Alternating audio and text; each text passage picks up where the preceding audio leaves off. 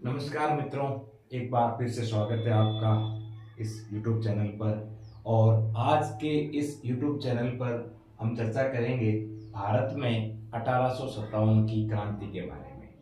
इसे 2 या 3 पार्ट में पूरा करेंगे। पहले पार्ट में हम देखेंगे कि 1857 की क्रांति के जानकारी के कौन कौन से स्रोत हैं, इनके बारे में हम चर्चा करेंगे।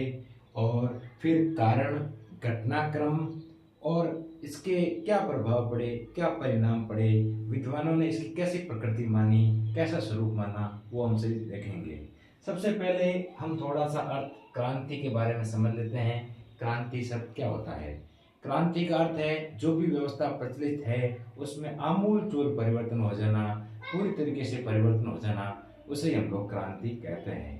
भारत में 1857 की क्रांति 10 मई को मेरठ से शुरू हुई थी और ये पूरे भारतवर्ष में फैल गई। इस क्रांति के इस पहले वीडियो में हम 2 चीज़ों को देखेंगे। पहला तो इसके जानकारी के स्रोत कौन कौन से हैं। दूसरे वीडियो में हम देखेंगे इसके कारण, इसके घटनाक्रम इत्यादि।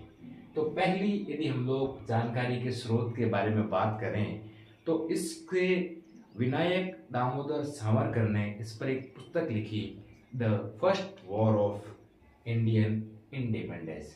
यानी विनायक दामोदर सावरकर ने इस क्रांति को भारत की स्वतंत्रता का पहला स्वतंत्रता संग्राम कहा। ये पहले व्यक्ति है जिन्होंने इसे स्वतंत्रता संग्राम कहा। भारत सरकार ने देश की आज़ादी के बाद आर.सी. मजूमदार, रमेश चंद्र मजूमदार को सरकारी इतिहास लिखने के लिए सरकारी इतिहासकार बनाया और इन्हें सरकारी इतिहास की पहली पुस्तक लिखने को कहा। इन्होंने 2 पुस्तकें लिखी, the sepoy mutiny and the revolt of 1857 और British paramountcy and the Indian renaissance. इसमें इन्होंने 1857 की क्रांति को न तो प्रथम, नई राष्ट्रीय, नई स्वतंत्रता संग्राम कहा। इस प्रकार की जब सच्ची बातें इन्होंने लिखी तो भारत सरकार ने इन्हें सरकारी इतिहासकार के पद से हटा दिया और इनके बाद श्री ताराचंद जी को ये काम सौंपा।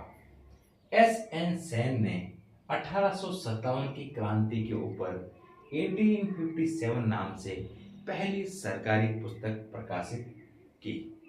इसके बाद 1857 की क्रांति के जानकारी के स्रोतों में अशोक मेहता जी का नाम आता है, जिन्होंने इस क्रांति के ऊपर एक पुस्तक लिखी जिसका नाम है द ग्रेट रिबेलियन, और इस क्रांति को एक महान क्रांति या महान विद्रोह की संज्ञा दी। अलीगढ़ मुस्लिम आंदोलन के प्रणेता सर सैयद अहमद खान ने भी 1857 की क्रांति के कारणों के ऊपर एक किताब लिखी, causes of Indian mutiny. S P. Chaudhary ने थ्योरीज ऑफ इंडियन म्यूटिनी किताब लिखी। एक किताब जो हम बीच में मिस कर गए वो प्रिचॉर्ड ने लिखी। ये राजस्थान में अपने रेजिडेंट हुआ करते थे और इन्होंने राजस्थान में म्यूटिनी के बारे में किताब लिखी, द म्यूटिनी इन राजस्थान। राजस्थान में 1857 की क्रांति के बारे में अलग से पढ़ना होता है। 6 छावनियाँ थी, अलग अलग छावनियों में विद्रोह की शुरुआत कैसे हुई, कौन सा घटनाक्रम रहा, क्या परिणाम रहा और क्या प्रभाव रहे। तो अब हम आगे चलते हैं इसके दूसरे बिंदु पर, 1857 की क्रांति के प्रमुख कारण कौन से रहे।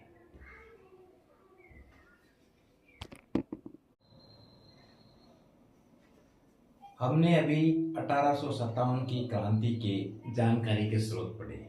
अब हम 1857 की क्रांति के प्रमुख कारणों के बारे में पढ़ेंगे, जिसे ज़्यादातर 5 भागों में बांटकर पढ़ा जाता है। 1857 की क्रांति के प्रमुख कारणों में सबसे पहला कारण आता है राजनीतिक कारण। राजनीतिक कारण में भी पहला कारण है लॉर्ड वेलेस्ली द्वारा सहायक संधि। क्या थी यह सहायक संधि? लॉर्ड वेलेस्ली ने शुरू की थी क्या? जी नहीं। इस संधि को शुरू करने वाले व्यक्ति का नाम था डुप्ले। फ्रांसीसी गवर्नर डुप्ले ने इस संधि को शुरू किया था, लेकिन भारत में मोटे तौर पर इसे लागू करने का श्रेय लॉर्ड वेलेस्ली को जाता है। इस संधि के तहत क्या होता है कि अंग्रेज किसी रियासत से संधि कर लेते हैं और अंग्रेजों की एक सेना उस रियासत के अंदर रहती है और उस सेना का एक बड़ा अधिकारी, जिसे पॉलिटिकल एजेंट या रेजिडेंट कहते हैं, वो और रियासत के राजा दोनों कोऑर्डिनेशन से काम चलाते हैं।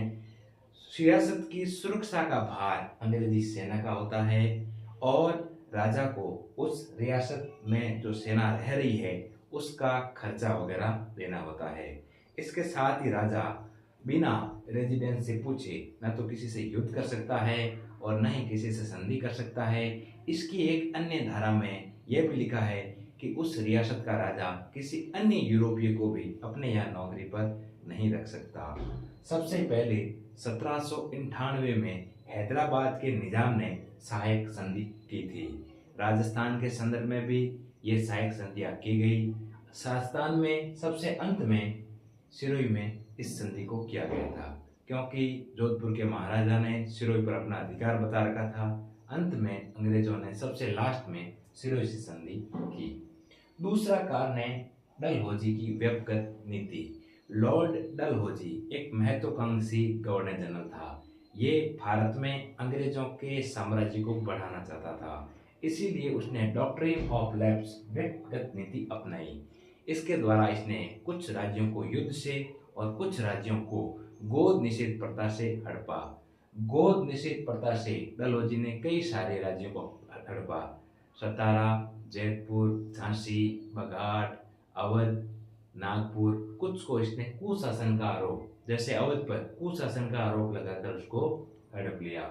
ये सारी रियासतें भी डलहौजी से नाराज थी और 1857 की क्रांति में इन्हीं रियासतों के राजाओं ने प्रमुखता से नेतृत्व किया। राजनीतिक कारणों में तीसरा कारण है इमाम कमीशन का लागू करना। अंग्रेजों ने जब दीवानी अधिकार प्राप्त किए तो उन्होंने भू राजस्व इकट्ठा करने के लिए जमींदारों से समझौते किए और एक कानून लागू किया।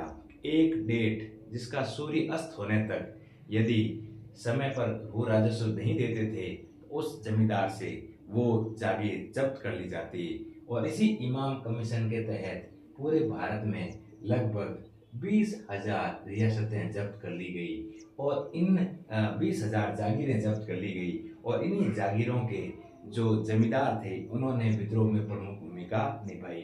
अन्य कारणों में नाना साहब धोंदूपंत की पेंशन बंद कर दी और कई सारी उपाधियां छीन ली, जैसे कर्नाटक और तंजौर के नवाब की उपाधियां छीन ली।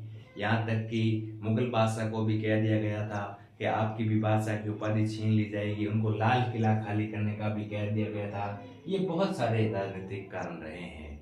इसके अलावा प्रशासनिक कारणों में देखा जाए तो भारतीयों के साथ भेदभाव होता था। भारतीयों को उच्च पदों से वंचित किया जाता था। केवल क्लर्क और बाबू तक उन्हें सीमित रखा जाता था। सैनिकों में भी उच्च पद उनके लिए बंद थे, वो केवल अंग्रेजों के लिए आरक्षित थे। इसके अलावा न्यायिक क्षेत्र में भी भेदभाव होता था। भारतीयों जो न्यायाधीश बन गए उन्हें अंग्रेजी मामले सुनने का अधिकार नहीं होता था। इसी कारण आगे चलकर इल्बर्ट विवाद होगा, जिसमें भारतीयों को पहली बार यूरोपियों के मामले सुनने का अधिकार दिया गया था। अब हम आर्थिक कारण की बात करें तो अंग्रेजों ने जब वहाँ औद्योगिक क्रांति हुई तो वहाँ का मशीनों का बनाया माल जब भारत में सस्ती कीमतों पर बेचना शुरू किया तो यहाँ का परंपरागत शिल्प नष्ट हो गया। इसीलिए जो व्यक्ति अपना हाथ से बुना, हाथ से बने सामान बेचते थे वो बर्बाद हो गए और ये भी असंतोष का एक प्रमुख कारण रहा है। दूसरा आर्थिक कारण है आर्थिक शोषण। अंग्रेजों द्वारा 3 भू राजस्व नीतियां लागू की गई थी। बंगाल प्रेसिडेंसी में स्थायी बंदोबस्त, महाराष्ट्र में बॉम्बे प्रेसिडेंसी में महलवाड़ी और मद्रास में रैयतवाड़ी। इन तीनों व्यवस्थाओं द्वारा अंग्रेजों ने खूब आर्थिक शोषण किया और इसी अर्थ को, पैसों को, धन को सीधे इंग्लैंड भेज दिया गया। धन का निष्कासन कर दिया गया ताकि अंग्रेज और अमीर होते गए और भारतीय और गरीब होते गए। इसी कारणवश कुटीर उद्योग सारे नष्ट हो गए। जो छोटे गांवों में, घरों में उद्योग चलते थे वो सारे नष्ट हो गए। इस क्रांति का चौथा कारण है सामाजिक और धार्मिक कारण। सामाजिक और धार्मिक कारण में पहला बिंदु आता है धार्मिक नियोगिता अधिनियम 1850। इस अधिनियम के अंतर्गत ये बात कही गई कि कोई भी हिंदू व्यक्ति यदि ईसाई धर्म अपना लेता है तो उसे उसकी पैतृक संपत्ति से वंचित नहीं किया जा सकता, क्योंकि सबसे पहले 1813 में जब ईसाई मिशनरी यहाँ आए उनको ईसाई धर्म के प्रचार की छूट दी गई थी। इसके अलावा एक डाकघर अधिनियम 1854 लागू किया गया, जिसके तहत सैनिकों को निःशुल्क डाक भेजने पर पाबंदी लगा दी गई। अब इसका तात्कालिक कारण, जिस कारण से ये 1857 की क्रांति का विस्फोट हुआ, वह है चर्बी वाले कारतूस और लॉर्ड कैनिंग की नीतियां। चर्बी वाले कारतूस के बारे में यदि हम लोग देखें तो अंग्रेजों ने जो एक बंदूक चलती थी ब्राउन बेस, इस ब्राउन बेस की जगह एक नई बंदूक लेके आए। उस बंदूक का नाम था रॉयल एनफील्ड। इस रॉयल एनफील्ड में कारतूस को मुंह से काटकर बारूद और छर्रे बंदूक में भरने होते थे, और जो मुंह से कटता था वह चर्बी का बना हुआ था। इसीलिए गाय और सूअर की चर्बी के होने के कारण ये अंग्रेज भारतीय जो सैनिक थे उसमें एक तरीके से विस्फोट हो गया। लॉर्ड कैनिंग की नीतियां भी उस समय तात्कालिक कारण बनी थी, क्योंकि कैनिंग ने ये नीति लागू की थी कि कोई भी सैनिक हो उसे समुद्र पार भी जाना पड़ेगा, और भारत में उस समय समुद्र पार करने को धर्म भ्रष्ट मानते थे। ये सब कारण थे। अगले वीडियो में हम 1857 की क्रांति के घटनाक्रम, परिणाम, प्रभाव और स्वरूप देखने का प्रयास करेंगे। Thank you.